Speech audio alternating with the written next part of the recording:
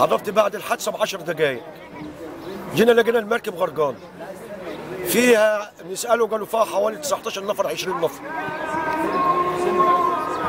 بلغنا المركز وجم اعضاء مجلس الشعب هنا صحيح وبلغوا المركز، وجه المركز، جه رئيس مدينه فو. يوم الساعه كام يا عم رئيس مجلس مدينه حضرتك رئيس مجلس مدينه فو جه حوالي الساعه 10:30 بالليل. حلو جو، خدت بالك؟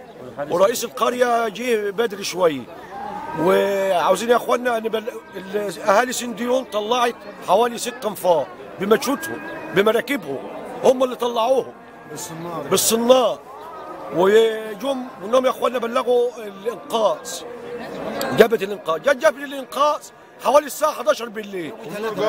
جم ثلاثه ولنش واحد ما طلعوش واحد.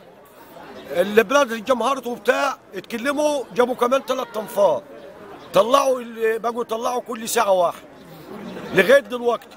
احنا سنديون طالع ولسه طالع، ما انا بقول طالع سنديون، طالع لسه واحد دلوقتي من امبارح الساعه 6:30 بالليل لغايه النهارده الساعه 11:30 لسه طالع واحد دلوقتي. يا استاذ يا معديه ناس برضه زي بص لسه واحد طالع دلوقتي، يعني بقى له حوالي 20 ساعه في الميه. ابو اسره ده عم، خدت بالك؟ وميت في المركب اسره بحالها كامله.